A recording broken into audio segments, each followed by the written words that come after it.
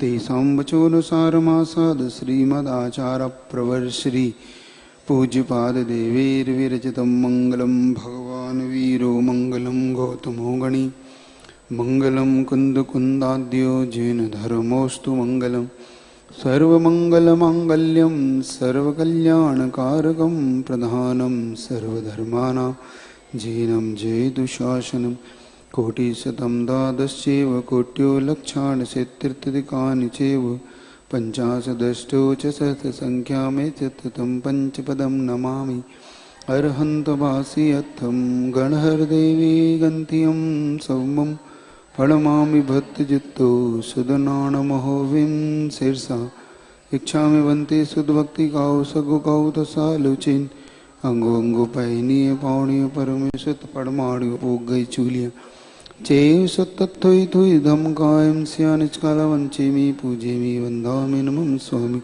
दुख को कमखो बोइलाओ सुगी गमनम समाई मरणम जिंगुण संपत्ति ओ मध्य अथ अपराणिक स्वाध्याय वेलायम आचार्य भक्ति गाय से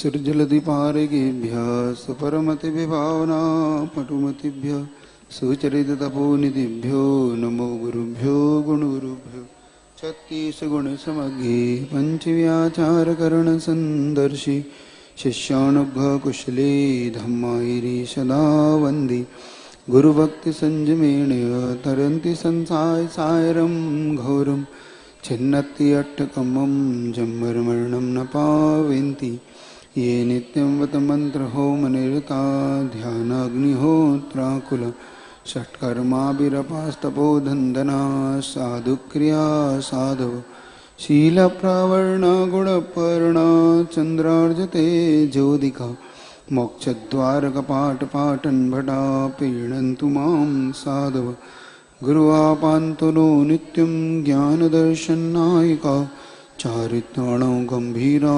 मोक्षमारोपदेशिका इच्छावन्ति आर्यभक्तिकौ सगुकौ तसालुचि समनाण समदर्शन समचर्युत्ताणं पञ्चव्याचारणम् आर्याणम् आयरादिसुदनाणवदेश्याणम् उज्जयणं तीरणगुणपालर्याणं सौसौणं स्यानिचकालम् अंचिमि पूजेमि वन्दामि नमः स्वामी दुख को कमको बोइलाओ सुगी गमनम समाई मरणम जिंगुण संपत्ति हो मध्यम मंगलाचरण निकाल ले यस्य स्वयं स्वभावाप्ति रभावे कृष्ण कर्मणः तस्मै संज्ञान रूपाय नमोस्तु परमात्मने।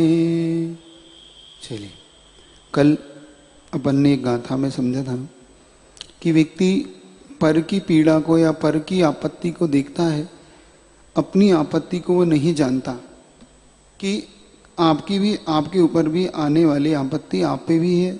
जो आपत्ति पर के लिए आई है वही आपत्ति आप पे भी आ सकती है। जैसे कि अग्नि लगी है अगर, तो पूरे जंगल में ही अग्नि लगी, अगर आप उस वृक्ष पे बैठ के ये सोच रहे हैं कि मैं इस वृक्ष पे सुरक्षित हूं, तो आप सुरक्षित नहीं हो, क्योंकि अगर जंगल जल ही रहा है तो आपका भी वृक्ष अवश्य जलेगा और आप भी उस जल के मर सकते हो। इसी प्रकार से संसार में अगर आपत्ति दिखती है तो व्यक्ति निश्चिंत न रहे कि आपत्ति मुझ पे नहीं आ सकती, हम पे भी आ सकती है। इसीलिए व्यक्ति को उस आपत्ति से बचने के लिए पुरुषार्थ शुरू कर देना चाहिए। आचार्य महाराज अपनी इस गाथा से ये एक संकेत अपन सबके लिए दिया। पुनः शिष्य के मन में बात आती है कि अगर आपत्ति आती हुई दिखाई नहीं देती है तो क्या फिर भी आदमी दिखाई आती हुई आपत्ति को देखकर क्यों सावधान नहीं होता? जब आपने कहा है कि आपत्ति दिख ही रही है, फिर आखिर निश्चिंत क्यों है यह जीव? उसका उत्तर आपको इस गाथा के माध्यम से वो दे रहे हैं। ठीक है, गाथा नंबर 15 को आप निकाल ले। आयुर्वदिच्छयोत्कर्ष हेतुं कालस्य निर्गमम् वाञ्छतां धनिनामिष्टम् जीवितात्सुतरां धनम्। पूरा एक साथ मेरे साथ उच्चारण करें। आयुर्वदिच्छयोत्कर्ष हेतुं कालस्य निर्गमम् वाञ्छतां धनिनामिष्टं जीवितात्सुतरां धनम्। अब देखो यहाँ पर आचार्य महाराज कह रहे आयु की वृद्धि होना और आयु का क्षय होना, हेतुम कालस्य निर्गमम, वह सब किस पे डिपेंड करता है? काल पे। जैसे काल बढ़ रहा है तो जैसे जैसे काल बढ़ रहा है वैसे अपनी आयु क्षय प्राप्त हो रही है, अपनी आयु बढ़ रही है, वृद्धि को प्राप्त हो रही। वांछिताम धनिनाम इष्टम, और ऐसे ही धन भी बढ़ता है तो काल के साथ बढ़ता है, क्योंकि ब्याज बढ़ता है तो काल बढ़ने में बढ़ता है। मान लो कि 1 साल का कोई ब्याज लेते हैं आप, तो 1 साल अगर उस धन पे ब्याज बढ़ता है तो 1 साल आपकी आयु भी तो बढ़ रही है। देखो दो अपने को क्या गजब का प्रसंग बनाया आचार्य महाराज ने कि हम उस धन की वृद्धि को तो देख रहे हैं 1 साल में जो ब्याज इत्यादि के माध्यम से उसमें बढ़ी, लेकिन अपनी आयु की वृद्धि हमें दिखाई नहीं दे रही है ना। हम बढ़ती हुई आयु हमें समझ में नहीं आ रही, बढ़ता हुआ धन तो समझ में आ रहा हमें। मतलब क्योंकि हमारे लिए धन इष्ट है, धनिनाम इष्टम, क्योंकि हमने धन को प्रिय मान लिया है ना। जीविता सुतराम धनम, आदमी अपने जीवन से ज्यादा धन को इष्ट मानता है, ये खेद की बात है। आचार्य महाराज ने कितना अच्छा उसको बताया कि खेद की बात है कि धन भी काल के उससे बढ़ता है तो व्यक्ति की आयु जीवन भी काल से ही बढ़ता है, लेकिन व्यक्ति अपने जीवन को इष्ट नहीं मानकर इस धन को इष्ट मानता है जो कि नश्वर है, जिसकी रक्षा सुरक्षा पाना सब कुछ कठिन है। फिर भी खेद है इस जीवन में कि हम अपनी आयु या जीवन को अच्छा नहीं मानकर धन को अच्छा मान रहे।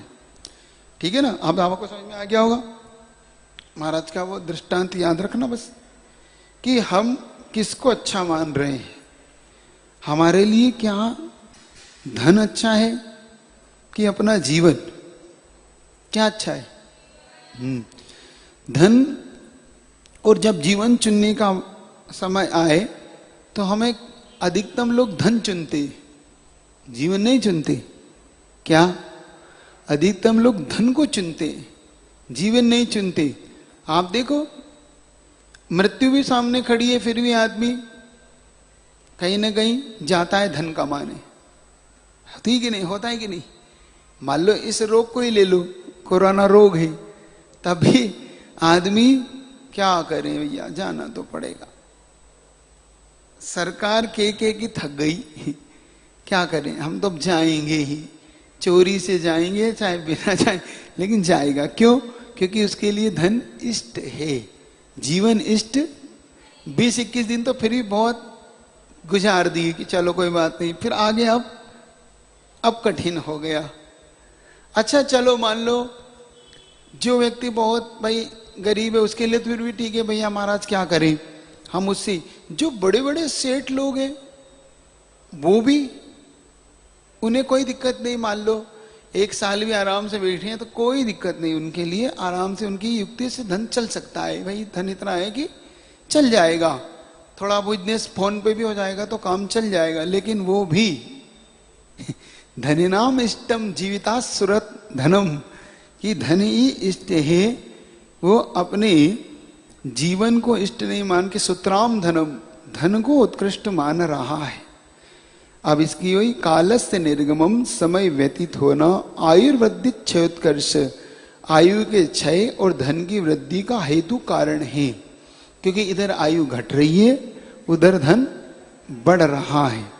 वांछताम धनिनाम, ऐसा मानने वाले धनवान पुरुष, सुतराम अच्छी तरह जीवितात, अपने जीवन से भी अधिक धनम इष्टम, धन को इष्ट मान रहे हैं। ये इसका अन्वय हुआ कि यहां संसारिक प्राणी सब कुछ जानकर भी धन को ही इष्ट मान रहा है। परिवार का व्यक्ति दुखी भी हो रहा है तो भी वो कह रहा है कि तुम दुखी हो रहे हो तो हो, मैं तो जाऊंगा, मुझे तो जाना ही है, तुम रोक नहीं सकते। कितना रोकने पर भी वो नहीं रुकते। तब समझ में आता है कि व्यक्ति को धन इष्ट है। बाप बड़ा ना भैया, सबसे बड़ा रुपया वो फिर कोई नहीं, इसके लिए तो धन ही सबसे बड़ा है। और ये धन ही झगड़े की जड़ रहा। अब मान लो अपन सारे धन की क्या कीमत आंकते हो। मान लो कोई एक बड़ा आदमी है, सारा धन की कीमत आंकते हैं। कुछ अपन इससे समझने का आज पुरुषार्थ करते हैं। मान लो करोड़पति अरबपति आदमी है ना। अब वो अरबपति आदमी सारा धन उसने एक गाड़ी में रख लिया, सोना चांदी हीरे पन्ने सब भर के रख लिए। समझ गए? करोड़पति आदमी, ठीक है? सुन रहे हो कि नहीं? हाँ। तो वो व्यक्ति अब यात्रा के लिए निकला, क्योंकि उसे विश्वास नहीं था किसी पे, मैं तो धन छोड़ता नहीं, मैं तो अपने साथ लेके चलूंगा। चला। अब वो रेगिस्तान में चला। अब रास्ते में पानी पीने का खत्म हो गया, बिल्कुल पानी का प्यास नहीं, वो प्यास लग रही है। और सारा धन संपत्ति, अकूट संपत्ति गाड़ी में है। अब मान लो उसकी कंठगत प्राण है, प्राण नहीं मिलेगा तो प्राण जाएंगे। अब उधर से एक व्यक्ति आता है जिसके पास मात्र एक बोतल है पानी की। समझ रहे हो? अब उसके प्राण उस बोतल से बच सकते हैं। वो व्यक्ति कहता है, भाई साहब पानी है? तो हाँ बिल्कुल है, ये लीजिए। हाँ तो दे दीजिए। नहीं, शर्त क्या है पहले समझ लीजिए। आप गाड़ी से नीचे उतर जाएं और ये बाटल ले ले, गाड़ी मुझे दे दे। समझ रहे हो? सारी संपत्ति रखी हुई है। अगर आपको पानी चाहिए तो मोल है, आप गाड़ी से नीचे उतर जाएं, ये गाड़ी मेरी होगी, ये पानी आपका हुआ। और अगर नहीं है तो कोई बात नहीं, मैं आगे जा रहा हूं, आप मत दे पानी, पानी मत ले। क्योंकि उसे पता है कि अगर नहीं मिला तो प्राण, अभी 10 मिनट में प्रखंड उड़ जाने के कंठगत प्राण हो चुके हैं। पानी तो फैसला आप होते तो क्या लेते? पानी लेते कि धन लेते? लोग फैसला भी नहीं ले पा रहे, धन लेते हैं ना, पानी। क्योंकि आपको पता ही है कि वैसे भी 10 मिनट बाद मेरे प्राण हो जाने तो ये गाड़ी तो इसकी हो ही जाना है। 10 मिनट बाद तो ये गाड़ी इसी की है ही। कम से कम अगर ये बोतल पानी मिलता है तो मेरे प्राण बच जाएंगे, तो फिर धन कमा लूंगा। तो जिसकी संपत्ति को आप अभी करोड़ों करोड़ों रुपए की कह रहे थे, उसकी कितनी कीमत है? आपकी सारी संपत्ति की कीमत एक बोतल पानी से ज्यादा नहीं है। बड़े अकड़ के चल रहे थे कि मैं इतना बड़ा आदमी हूं, इतना बड़ा धन अकूट संपत्ति का मालिक हूं। इसको सही करा हो? अकूट संपत्ति का मैं मालिक हूं। जिस बात को लेकर आप अकड़ रहे थे, आपकी औकात सज में आ गई कि हम कितनी संपत्ति के मालिक हैं। एक गिलास पानी या एक बोतल पानी से ज्यादा की कीमत आपकी संपत्ति की नहीं है। समझ रहे हो? जिस संपत्ति पे आप अकड़ रहे हो, जिस धन को आपने अपने जीवन से ज्यादा इष्ट माना, अपने जीवन से ज्यादा चाहा, जीवन से ज्यादा चाहा, और अंत में वही धन आपके लिए एक गिलास पानी भी नहीं दे पाया। आपको एक श्वास ज्यादा नहीं दे सकता पूरा धन।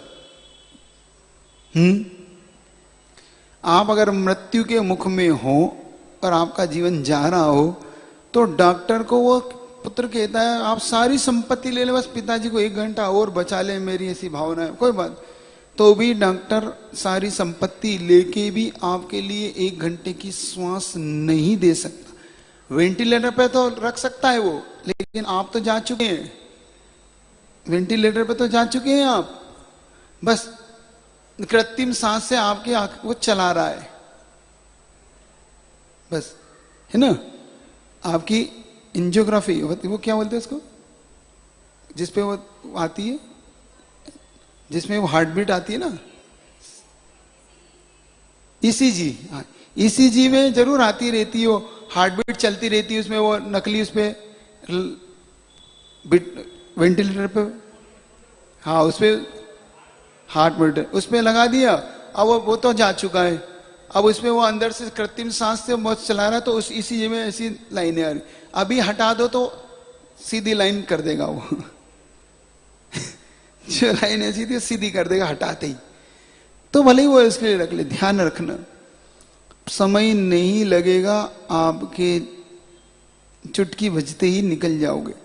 इसलिए आचार्य महाराज हम सबको संकेत दे रहे हैं, अपन लोग आयु की वृद्धि को समझें और धन से ज्यादा जीवन का महत्व समझें। जीवन का महत्व इस आशय से समझें कि अगर हम जीवन में कुछ ऐसा कार्य कर लेंगे तो हम कुछ आगे के लिए, अपने लिए कुछ भविष्य का अच्छा रास्ता खोल जाएंगे। नहीं तो ये तय है कि भविष्य के सारे रास्ते बंद कर लोगे इस धन के चक्कर में, और नरकों के और निगोद के रास्ते जरूर खोल लोगे। जिस नरक और निगोद से निकले हो, जिस कठिनाई से अपन बाहर आए हैं, कहीं वही रास्ता अपन पुनः ना खोल लें जिसमें अपन ने ताला डाला था कि भैया अब नहीं जाना है निगोद में। जी कितने लोग को जाना है निगोद? बढ़िया है, आनंद है। एक श्वास में 8-10 बार जन्मियो मरियो भरियो दुख बार, एक श्वास में 18 बार नए नए जन्म मिलेंगे, ठीक है। तो कितने लोग जाना चाहते हैं? नहीं, कोई भी नहीं जाना चाहता, और जाना भी नहीं चाहिए। क्यों? समझदार ज्ञानी पुरुष को क्यों जाना हुआ? अगर उसने एक बार वहां के दुख को समझ लिया है तो क्यों जाने का भाव करता है? फिर भी जीव पंचेंद्रिय में आके पुनः क्यों भटकता है? ये बड़ा आश्चर्यकारी विषय है। सब कुछ जान लिया, शास्त्र से सब कुछ पढ़ लिया। अच्छा, कितने लोग हैं जो नहीं जानते?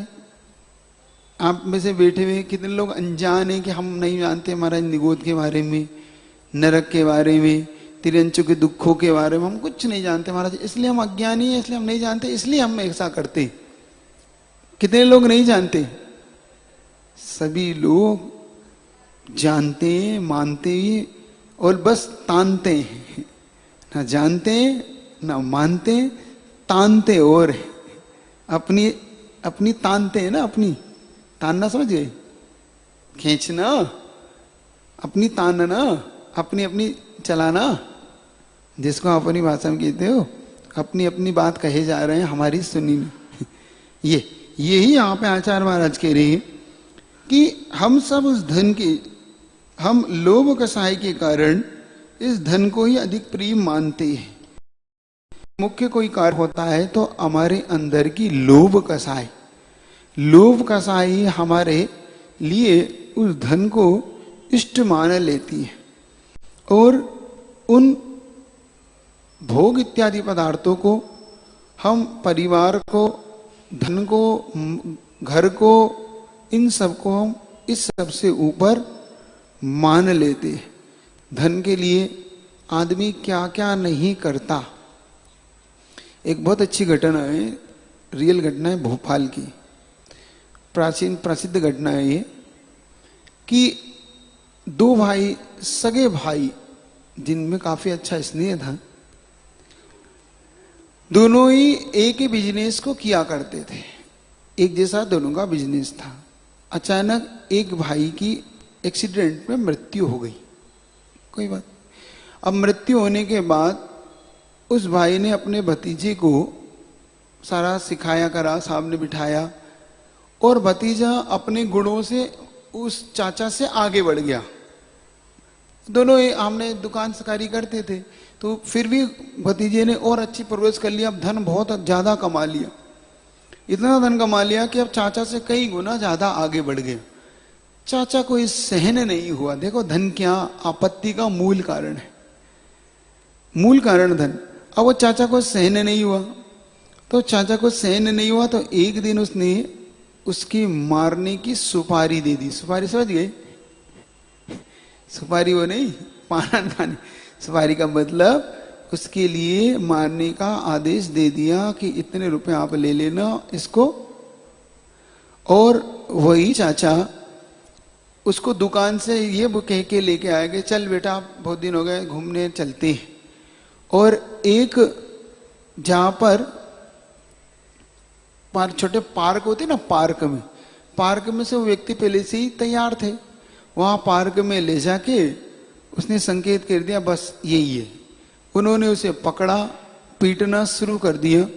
अब वो कह रहा है चाचा बचाओ, चाचा बचाओ।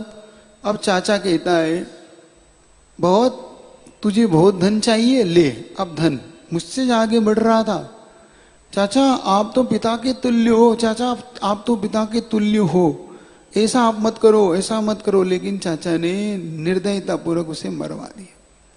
बाद में जब केस खुला, चाचा को जेल हो गई, लेकिन वो भतीजा मर गया, मार दिया गया। धन के लालच में आदमी कितनी नीचे तक पहुंच सकता है, उसकी कितनी गति नीचे तक जा सकती है, इसको कोई नहीं समझ सकता। कितनी विडंबना की बात थी।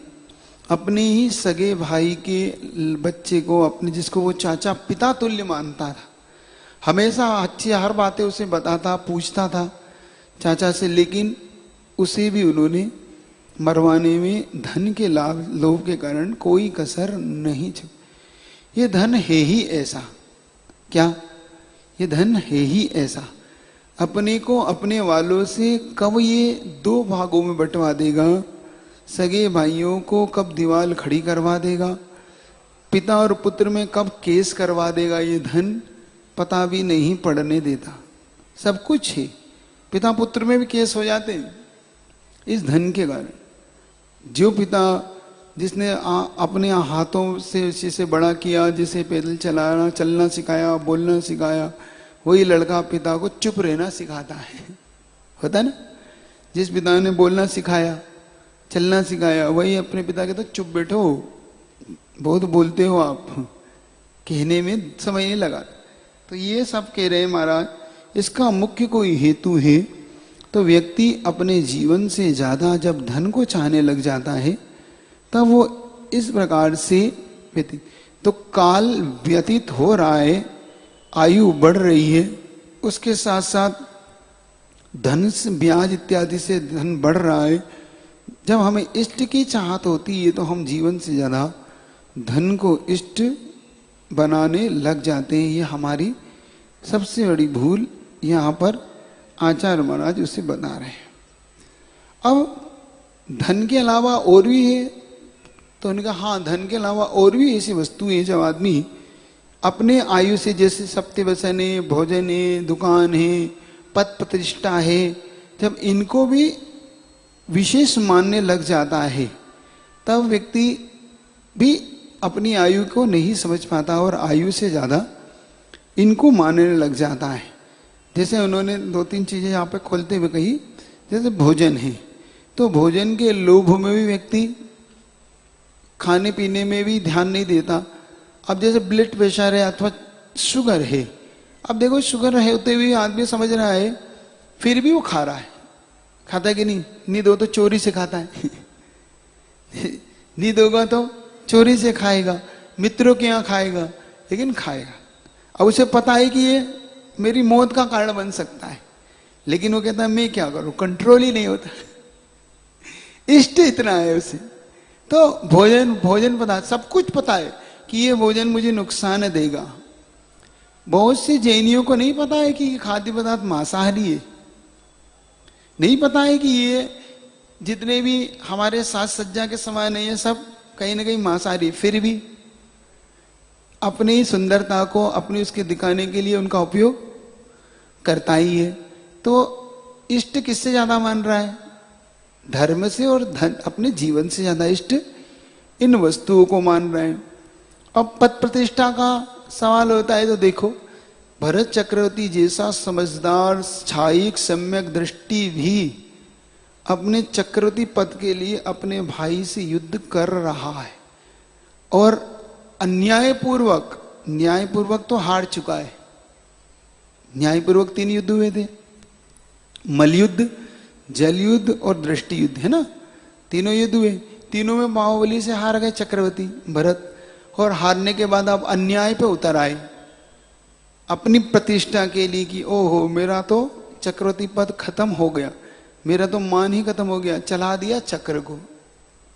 और चक्र भी चलने के बावजूद भी समझ में नहीं आ रहा कि चक्र भी अब बाहुबली के चक्कर लगा रहा है।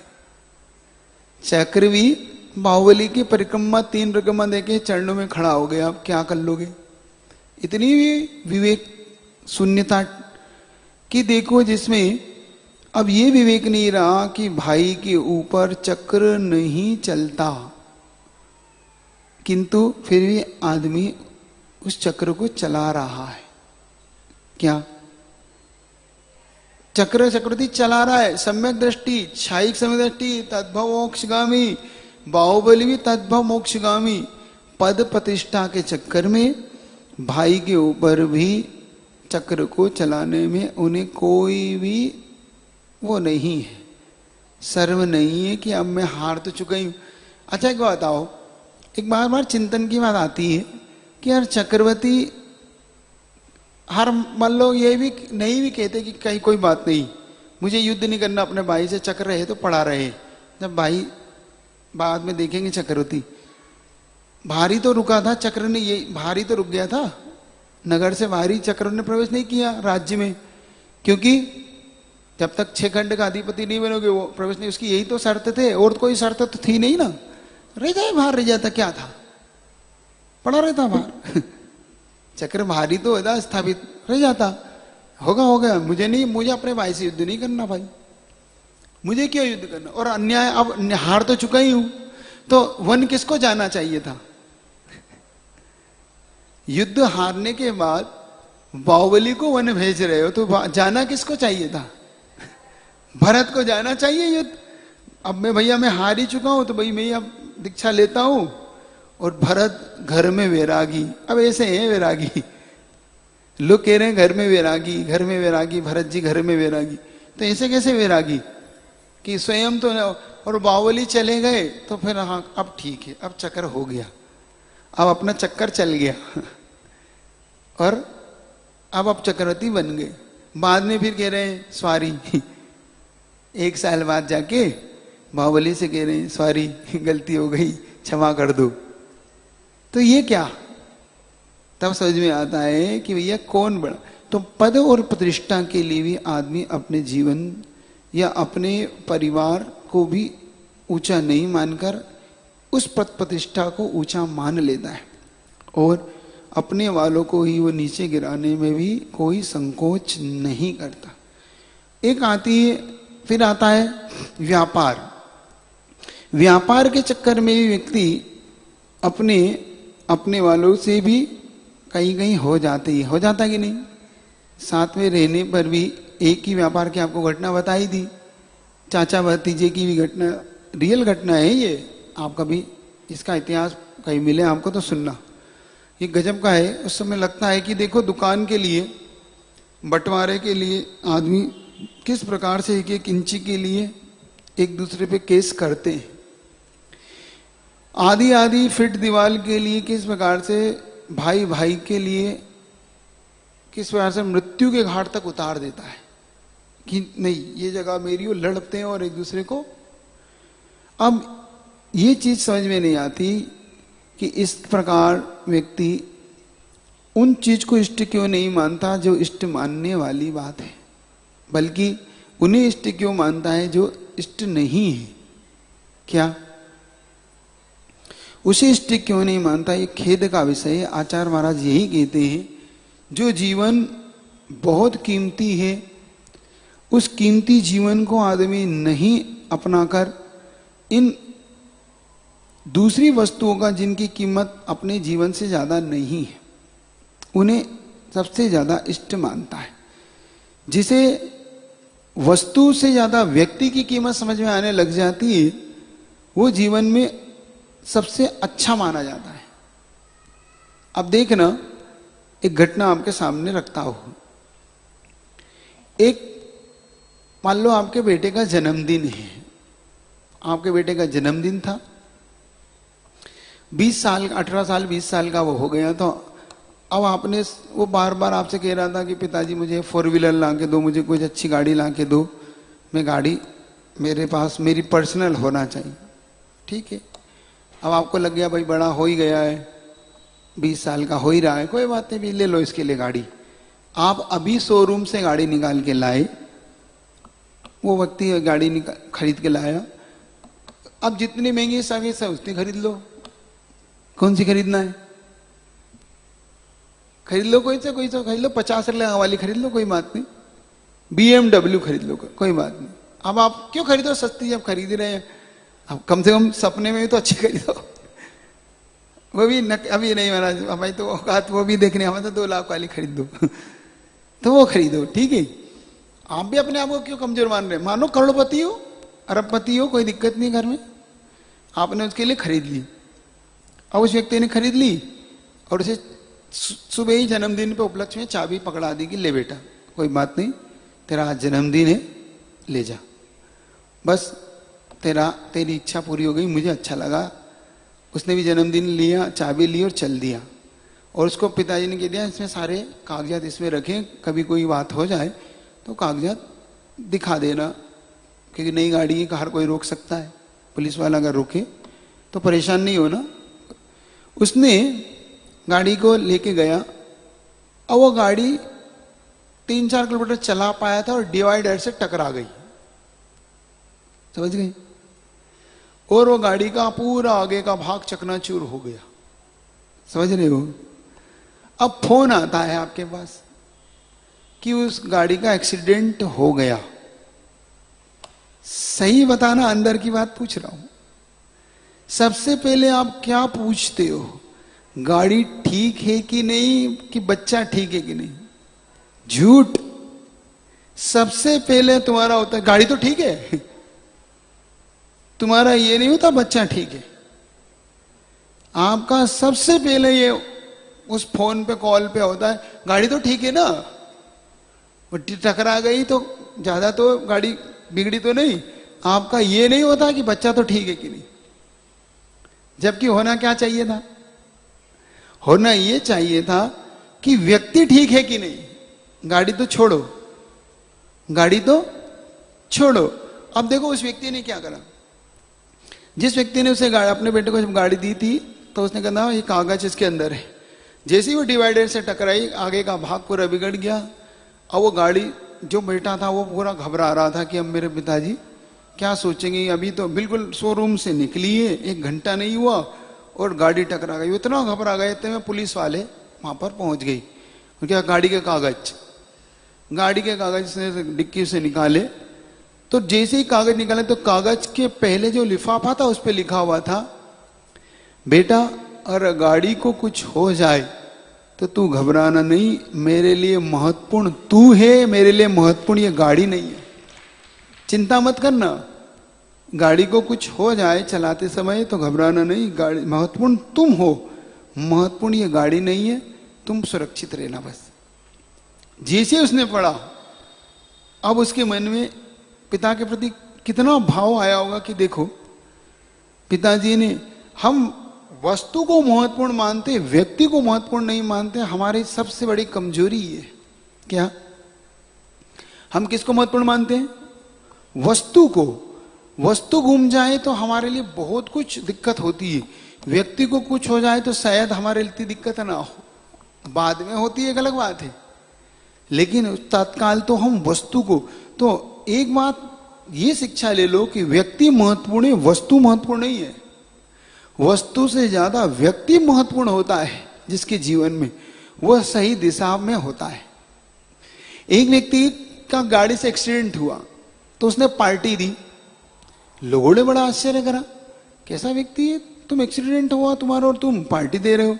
तो उसने कहा भाई साहब अगर मैं चला जाता ना, गाड़ी चली गई, मैं बच गया इसलिए पार्टी दे रहा हूं, कि मैं ही चला जाता और गाड़ी बच जाती तो, समझ रहे हो? मैं चला जाता और गाड़ी बच जाती तो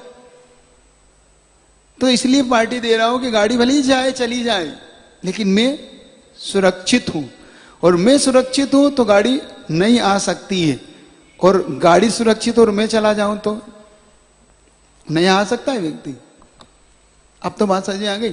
तो आप दोनों ओर से विचार करना कि व्यक्ति वस्तु से ज्यादा व्यक्ति को और व्यक्ति से ज्यादा वस्तु को जब दोनों में अंतर नहीं कर पाता, तब ये गाथा याद रखना, आयुर्वेदिक क्षयोत्कर्ष हेतुम कालस्य निर्गमम वांछिताम धनिनाम इष्टम जीविता सूत्राम धनम। कि व्यक्ति ने धन को इष्ट माना अपने जीवन से ज्यादा, वो व्यक्ति कितनी बड़ी भूल कर गया कि धन इष्ट नहीं है।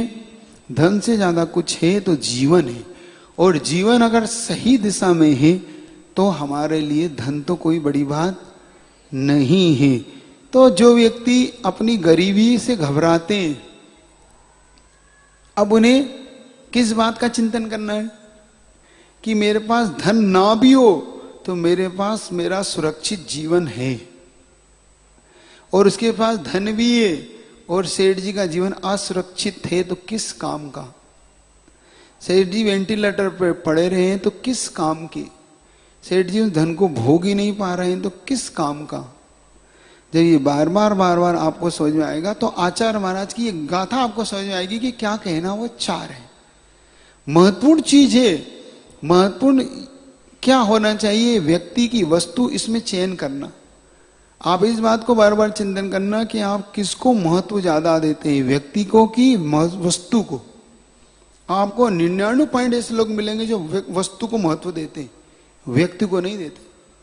अपने वालों को महत्व नहीं देते, अपने वालों से अनबन हो जाती है उसी वस्तु के कारण। देखना, तय करना, आपका विवाद किस चीज पे होता है, वस्तु के ऊपर।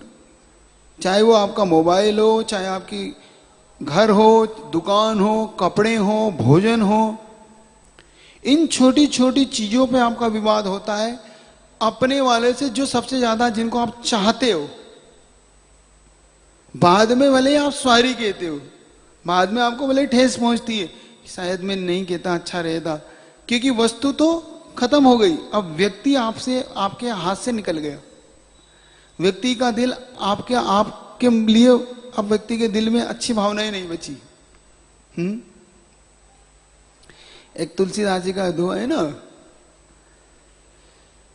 धागा प्रेम का मत देव चटकाए, रहीमन धागा, रहीमन जी का, रहीमन धागा प्रेम का मत देव चटकाए, जोड़े से जुड़े नहीं, जुड़े तो गांठ पड़ जाए।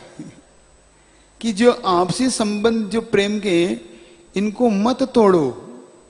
एक तो ये जोड़ने से जुड़ते नहीं, और जुड़ जाते हैं तो जैसे धागे में गांठ पड़ जाती है, ऐसे ही रिश्तों में भी गांठ पड़ जाती कि नहीं, बार बार याद आती कि नहीं, इन्होंने मेरे साथ ठीक नहीं किया था उस दिन। देखो, छोटी सी बात के लिए मुझे अपमानित किया, मैंने इनकी वस्तु ले ली तो इन्होंने 4 व्यक्तियों के सामने मेरी बेइज्जती कर दी कि ये तो मेरी है, तुम कैसे ले सकते हो, मुझे दो। अब उसके मन में क्या बीत रहा है, क्या हो गया, अपना ही अपना वाला ही तो था। और जब आप उससे ले लेते हो कह के कि मेरी है, तो जब वो व्यक्ति, मान लो उसकी थी वस्तु, जब उससे लेते हो तब तो कोई बात नहीं, आप 1 मिनट के लिए दे दो। और अपनी वस्तु देते समय मैं नहीं देता है, तो मेरी है, तुम तो वो मारवाड़ी हो, मारो माल तो मारो माल, थारो माल भी मारो माल। मतलब मेरा तो मेरा है ही, तेरा भी मेरा ही, वही किस्सा है। आचार्य सिंह का हिंदी पढ़िए। काल बीतता ज्यों ज्यों त्यों त्यों, आयु कर्म वह घटे बड़े, धन का वरधन धनी चाहते, प्रतिदिन हम तो बने बड़े, कहीं कहाँ तक धनी लोगों तो, जीवन से भी जड़ धन को, परम इष्ट परमेश्वर के, धन्यवाद धन जीवन को, आचार्य ने कितने अच्छे भाव में बांधा कि काल बीत रहा है और आयु कर्म घट रहा है, धन का वर्धन धनी, मतलब फिर भी धनी लोग धन की बढ़ना चाहते प्रतिदिन कि हम बड़े आदमी बने, हम और धनवान बने, हम और धनवान बने। कहें कहाँ तक धनी लोग, तो धनी लोग क्या कहें, जीवन से भी जड़ धन को, मतलब जीवन से ज्यादा धन को क्या मान रहे, इष्ट परमेश्वर, मतलब उनके लिए धन ही परमेश्वर, मतलब भगवान है। धन्यवाद धन जीवन को, धन्यवाद इस धन को जीवन से भी जो बड़ा है। इतने रख ले, 6 कल पढ़ेंगे 6:15 पे। आज जो लोग परीक्षा में ऑनलाइन परीक्षा दी थी और या जिन्होंने यहाँ पे परीक्षा दी थी, उनका सम्मान आज शाम को यही होगा, ठीक है। आपकी निगाह में जो उनको बता देना, ठीक। चलिए, जिनवाणी के ज्ञान से सुजिलो सुवाणी मस्तक धरु तद, हे जिनवाणी भारती तो हे जपु दिन रिन जो तेरी शरण।